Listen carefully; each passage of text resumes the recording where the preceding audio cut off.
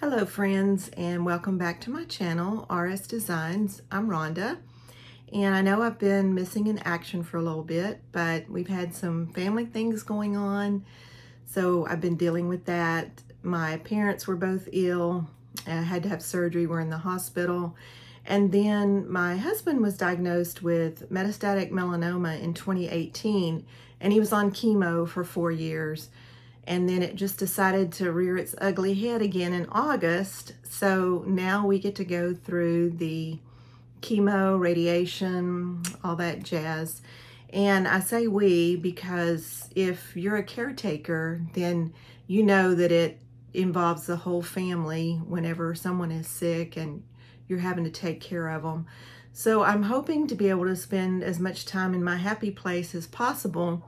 And I kind of wanted to show you around today, let you see what my craft room looks like when I'm actually in the middle of crafting. It's, as you know, it can be pretty scary to see your room. But I know that you all understand, because when you're in the middle of crafting, your room's not so hot either. So let's take a tour around my crappy room. I'm standing at the doorway and I'm gonna pan around the room. And you can see that I have stuff from one end of the room to the other. But that's how I have to craft. I have to have it all out so I can see it. And of course, you can see my big tea jug over there, because in Houston, Texas, it's hot. It might be fall, but it is hot. So you got to have your cold drink. I keep all of my supplies that I use most often right in front of me. And I have the closet door open so I'll have more light in the room. And then I keep my inks right there on my right hand side, and you can see I have all of my albums set and my blocks. And then this is kind of my Cricut station, my Cuttlebug station, and then I have my computer station. So you can see that it's pretty messy right now, but I know where everything is, and that's how I craft. So sit back, relax, and let's get started. Before we get started with our project, let me show you the supplies that we're going to use. You'll need your watercolor paints and your watercolor brush from Close to My Heart. You'll just put water in your brush, and then you'll be able to squeeze some water into the paint pods. The next thing that we're going to use are the Colorista colors, and mostly we'll be using this fall set. The next thing we're going to use is stamp set D2123, which is background elements. And then we will use D2196, which is design elements. And then we're going to use the leaf line art and thin cuts. I've sped the video up quite a bit just so that I don't bore you to death. But what I've used is a very old stamp spot, and I'm going to take this and just make hash marks across my white daisy until I have not all, but a lot of the background covered. So I'm just smearing across here, and I will say you probably wouldn't want to use one of your better ink pads, because this might ruin it, but these are old and I don't really care too much. I don't really use them that often. So I'm just covering the whole background, not all of it, a little bit of white showing through, but I've covered a lot of it. So now I'm bringing in my Versamat, and I'm going to turn it over to the cushion side. And I'm going to use this stamp from D2123. And what I'm going to do is just ink up my page using what I call crosshatch, really. So I'll start in a corner, and I'm just going to stamp, and I won't make you watch me stamp this whole page, but I'm just cross-hatching, getting a little bit more texture on the background paper. You don't really have to follow any pattern, no rhyme or reason, just stamp until you feel that you have it like you want it. Now, once I've covered the whole page with the green, I'm going to come in with the melon using the same stamp and just randomly stamp some orange in there. And again, I'm not trying to get a solid background, but just adding another layer of texture to the white daisy. Now, you could also wind up using this for your background paper if you wanted to. It sure would be pretty for it, but we're going to use it to cut out our leaves. Now I've brought in I call it Bubbles from D2123, and I'm using Acorn, and just, again, covering as much of the paper as I want.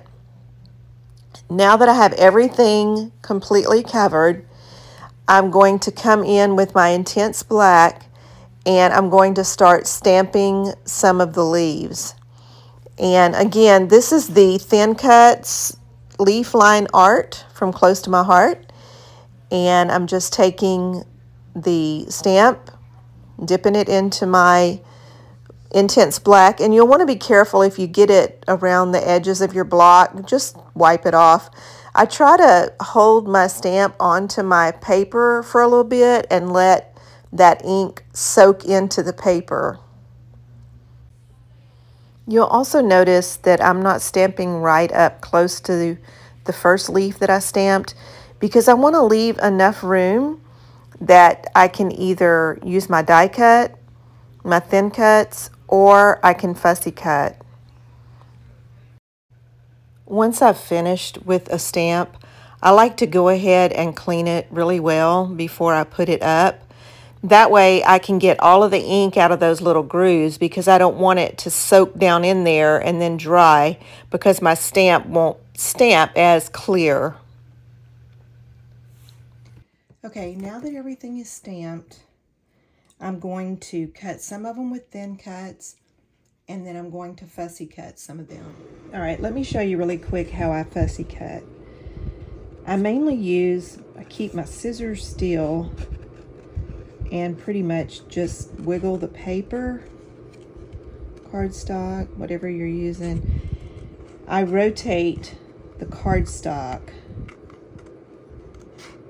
to get a good clean cut. I don't necessarily move my scissors too much. Now the reason I'm fussy cutting, and I'm going to show you in a minute, and you can tell me what you think is the best look. I know that when I stamped first on White Daisy and then colored my leaves and used the thin cuts to cut them out, I really like that look. Let me show you really quick. It's this look. You see how it has the white around it? But when you have created your own background paper and you stamped on top of that background paper, then you're not going to have the leisure of having that white little ring around your design. You're just going to have the background that you created, and you'll have to decide if you like that or not. So here's one that I did with a thin cut. I didn't fussy cut it. So if that doesn't bother you around there, then I say just use a thin cut. If that bothers you, fussy cut. Now here's the leaves that we've created so far using the method that we just learned.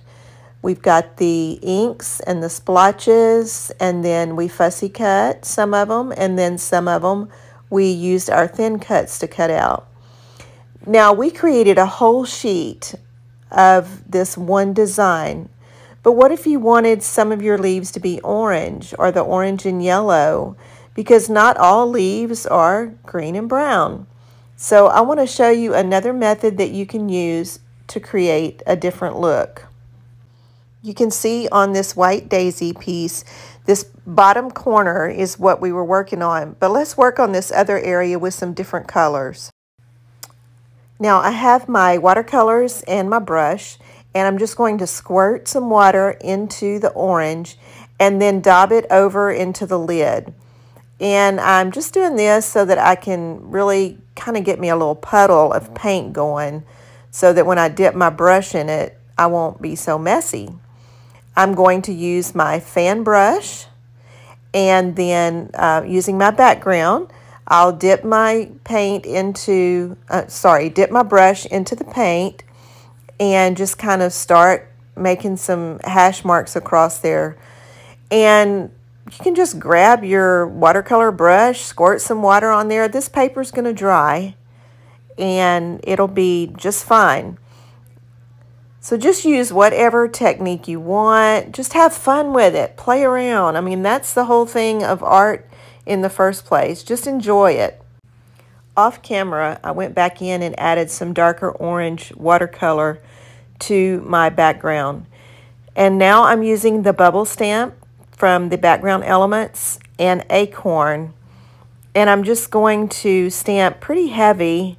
Let me bring in my Versamat because that cushion side makes it easier to stamp. You get a cleaner stamp when you're using the cushion background. So I'm just going to cover quite a bit of this, make it pretty heavy. But I want to see what my leaf is going to look like. So I'm just kind of auditioning a thin cut and deciding that I do actually want a heavier dot on there. This turns out so good. I love it. I really do. All right, now I want to work on the bottom half. And I think for this one, I want to use this, I call it cracked paint. I'm not really sure what the real name is for it, but it's from 2196 Design Elements. And I'm going to use this, and what color ink did I use? Jade. Yes, all right, so I'm using the jade, and this is going to be pretty heavy, but I'm liking it a lot. I think it's going to look great. All right, let me stamp a few more, and then I want to bring in one of my thin cuts and kind of audition the leaf to see how I'm going to like that. So let me just add a few more here. All right, let's see. Oh yeah. Yeah, I'm going to like that. That's going to be really, really nice. Okay, the other thing that I want to do is maybe bring in, hang on, let me find my limeade. There it is. All right, so I'm going to use the bubbles and limeade, and you really can't see that much on camera that it's showing up, but the limeade looks really good. It just adds another bit of texture to your background, and that's what this is all about. Is when you're working on it, think about how a leaf really looks in real life, and then go from there, and then just add whatever textures you feel like you want. So I'm grabbing one of my old ink spots in kind of a yellow mustard color. I think I'll make this quadrant more gold orange. And I remember one time when my grandkids were younger, we were at my mother-in-law's house and we piled up a ton of leaves. They had a lot of trees around their property. So we raked them up. My brother-in-law did the raking, raked them up into this huge pile. And we told the kids, you guys go run and jump into this pile of leaves. They had a blast. They were probably 4, 5, 6, that age range, and they had so much fun. They had never been able to do anything like that before. And then my nephew, he recorded part of it in slow-mo, and that was the funniest thing I've ever seen. Of course, I was able to get some still shots too so that I can scrapbook that, and I bet these leaves would come in perfect for that. All right, so I'm just going to keep stamping a little bit until I get this built up as much as I want, and then we're going to start cutting these out so that you can see how these look. So hold on just a minute, and we'll be right back. Well, you know what? I am sitting here calling myself a dum-dum because I cut these out with my thin cuts before I got the ink, before I stamped them. But that's not an issue. So with these acrylic stamps, you can see through. So I'm going to ink this up and press it down on there, and I think it will still be fine. Yep, it still looks great. All right, let's do the little baby leaf. I can't believe I did that. Have you ever done anything like that? I know I can't be the only one. Let me get that extra ink wiped off around there. And I smashed that so hard in there. You don't have to do that because the ink pads are so juicy that you don't have to press very hard to get your stamp covered. But you know me, let's use all my weight behind here and smash it down. Okay, this right here is probably my favorite leaf out of this set. I just love the way it looks. All right, let's get that down on there then, and we're going to see how it's perfect. Problem solved. All right, so I thought about, what if I brought in my colored pencils and just kind of lightly went over these leaves, covering up, you know, a little bit of the white background that might still be showing through. And the great thing about this is you're going to cut these out either with your thin cuts or you're going to fussy cut. So with these pencils, you can just kind of bring in a little bit of highlighting and shading. This one is a little bit darker, so I'll do a little bit of shading on this one. And then I'm going to go over the stem, kind of bring some depth to the leaf. And this one I'll go a little bit lighter, so you could actually use this one for maybe a spring leaf, you know, just now starting to bud out.